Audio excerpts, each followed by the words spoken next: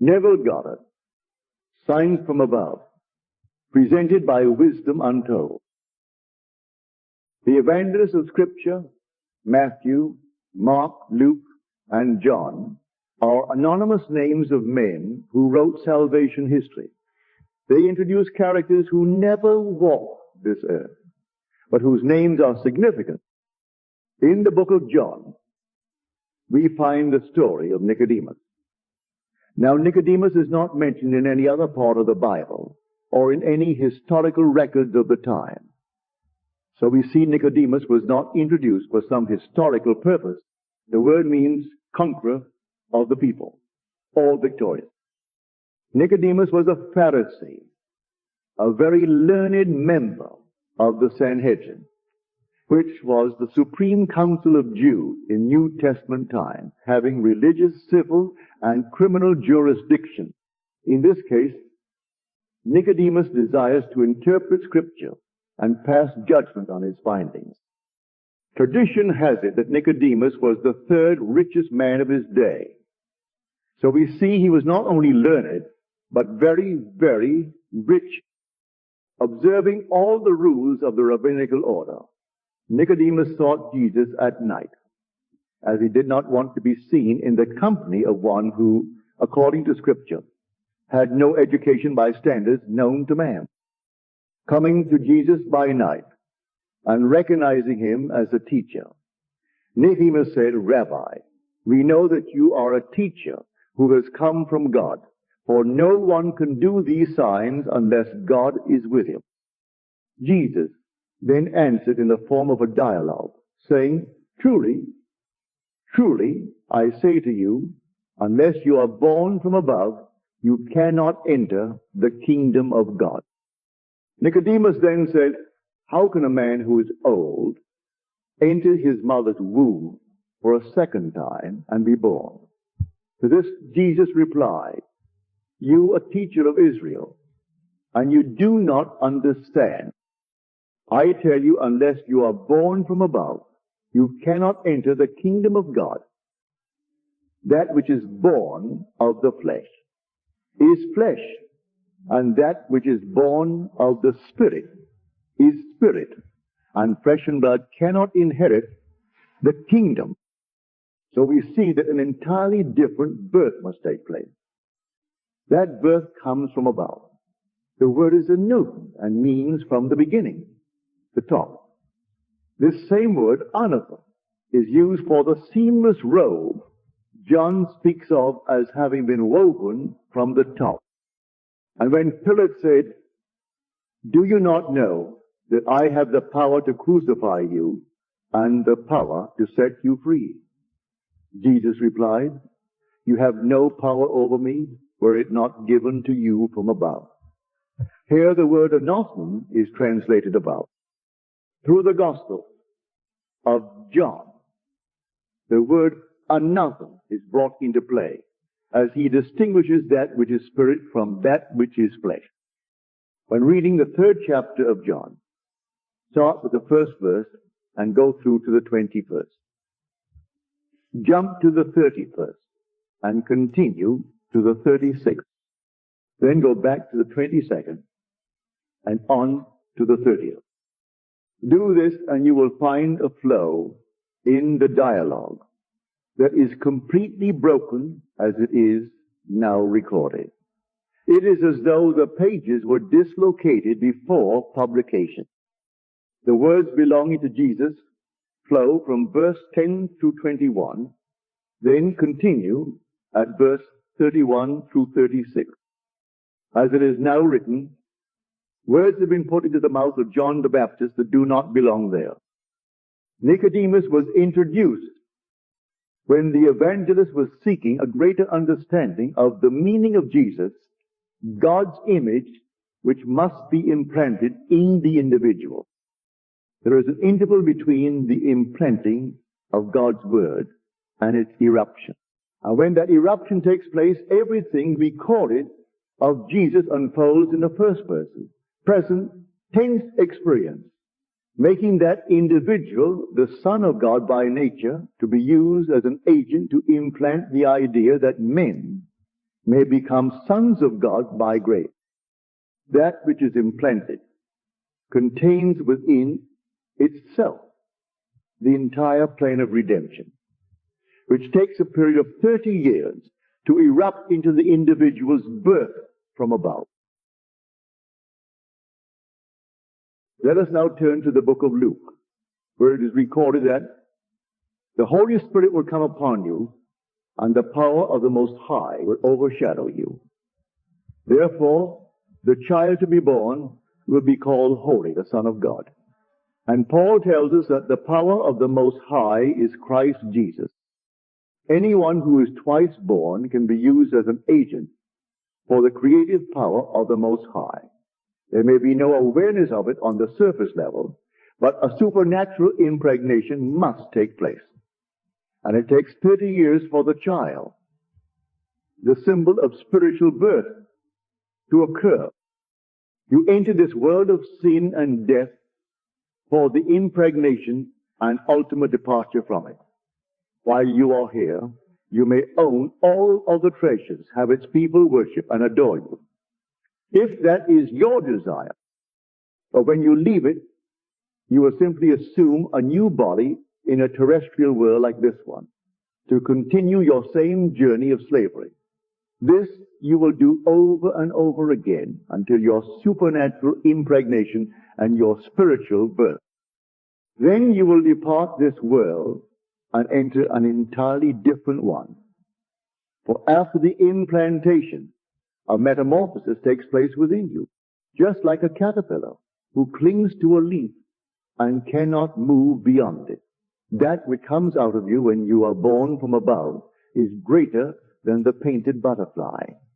In that new body, you move into an entirely different world. Now, in the 3rd chapter of John, the words put into the mouth of John the Baptist in the 22nd verse are really a dialogue between Jehovah and Nicodemus, the victorious one, experiencing that which he could not find in a book. Nicodemus was seeking a fuller understanding of the meaning of the word Jehovah or Jesus, which can only come through revelation. Now, if Nicodemus was a part of secular history, he would be mentioned elsewhere. But the Bible is not written about physical history, but about the supernatural history of salvation. There was no little boy called Jesus who was born of a woman called Mary. As you walk the earth and answer to your physical name, you conceive of the Spirit and are supernaturally born. Nicodemus personifies the Catholics, Protestants, and Jews of today, those who keep alive any belief in an outside God, believing that because of his social, educational, or financial background, he should not be seen with certain people. Nicodemus sought one who could remove his blindness, because he was so eager to understand. His statement, "Rabbi, we perceive that you have been sent from God, for no one can do these signs unless God is with him," is followed by these words which are seemingly not related to any sign. Unless you are born from above, you cannot enter the kingdom of God. Then Jesus uses this phrase, "as the wind blows where it will," and you hear the sound of it, but cannot tell whence it comes or whither it goes. So it is with everyone who is born of the Spirit. This is true, for the vision comes so suddenly, just like the wind, as it is a spiritual experience. And if you conceive the word 30 years ago, your birth from above could come tonight. Now let us turn to the other side of this principle, which is the law of identical harvest. We are told that whatever we desire, when we believe we already have received it, we will. This promise is based upon the premise that imagining creates reality.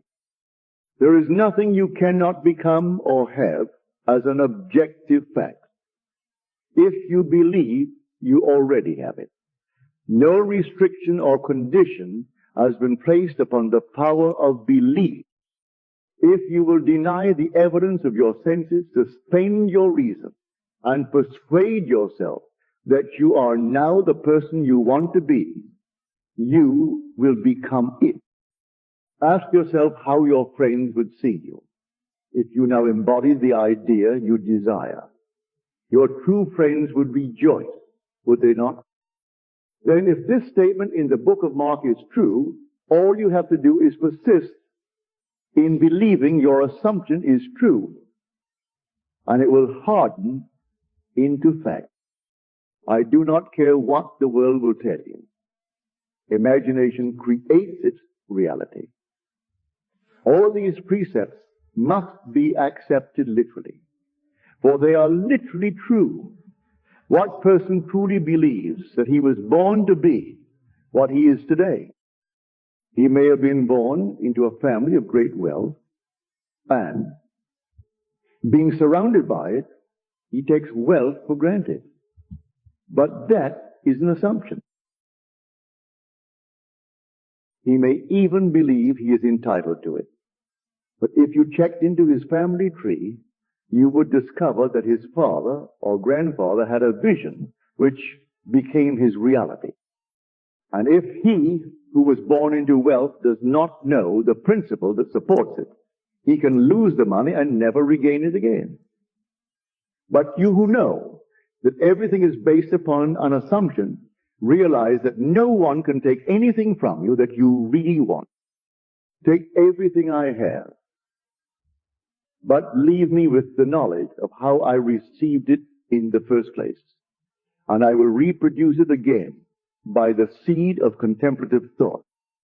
This is stated so clearly in the 11th chapter of the book of Mark. Whatever you desire, believe you have received it, and you will. These words are put into the mouth of one called Christ Jesus, who said, I am the truth.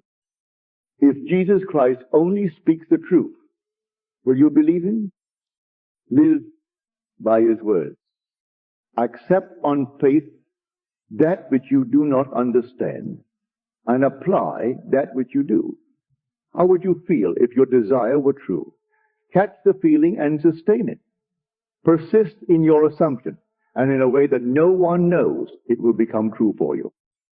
If you were given enough money to take care of all of your expenses this month, but did not know this principle, you would remain in need and have to be given to again. No individual or country is rich enough to give forever. Those who receive must be told how to become a giver. I urge you to assume that you are important, that you are wanted, that you are contributing to the world, for as you do, you move to a higher level of yourself. The politician urges you to vote for him, claiming that if you do, he will take care of you. He knows he is lying, but the average person, conditioned as he is, accepts these words and perpetuates the state. There is no prison strong enough to keep you behind bars when you know this principle. In San Francisco, about 10 years ago, I was teaching an audience of approximately 1,000 when a lady stood up and said, my brother is in the army. I do not know what he did, but I do know that he has been caught, marshaled and sentenced to 6 months of hard labor. Neville, if I believe you, can I not set my brother free? I said, yes, but only to the degree that you are self-persuaded that he is free. 1 week later, this same lady stood up and told this story. Believing you last week when I returned home to my second-floor apartment, I sat in my living room and imagined I heard the doorbell. Then I ran down the stairs, opened the front door, and threw my arms around my brother. I rehearsed that scene over and over again until I could hear the doorbell ring, feel the banister in my right hand, and my feet moving down the stairs. The doorknob became solidly real in my hand, and I could see, touch, and feel my brother's presence before I stopped imagining. Last Wednesday evening, as I was dwelling upon my brother's return, the doorbell rang, and I instantly knew it was he. I ran down the stairs, opened the door, and there was my brother. He told me that the army had reviewed his case and changed their judgment, setting him free with an honorable discharge. This was a sign of the power of Christ operating in her. He believed the word and loved her brother deeply, desiring her love to be free as the wind. She released it, and in a way she could not rationally analyze. He whom she loved was set free. You may think that was not right, but who is to say what is right and what is wrong? There are only two things that displease God. One is eating of the tree of knowledge of good and evil by judging what is right and what is wrong. And the other is the lack of faith in yourself. If you do not believe that you are spirit or imagination, you remain where you are and miss your goal in life. You must believe that you became the physical you, with all of your weaknesses and limitations, that you emptied yourself and took on the form of a slave, thereby becoming a slave to your passions and ambitions. But before you did this, you were one with God. Then you emptied yourself of your godlike qualities and assumed the weakness of the flesh by becoming human. Say to yourself and yourself alone, if I do not believe that I am God, I will die in my sins by missing my goals in life. So I must start believing now. And because all things are possible to God, they are possible to me. I will begin by believing I am the person I want to be. I will believe my friends are what I would like them to be, and no longer eat of the tree of knowledge of good and evil. Try to think of every person as one who is destined to be a son of God by grace, one who is destined to have union with a son of God by nature. When one is born from above, he is a son of God by nature. Night after night, he then enters the spirit world, where he plays the part of the stallion, planting the seed of God in all that are called by his Father. 30 years later, that seed which carries in itself the pattern of redemption erupts within the individual, and he is redeemed. First, by waking in the tomb of his own being, finding the symbol of his individual birth, and then discovering the fatherhood of God. This is followed by his spiritual body being split from top to bottom, and the dove descending and sealing the word with the word, "You are my beloved Son, in whom I am well pleased." Now let us go into the silence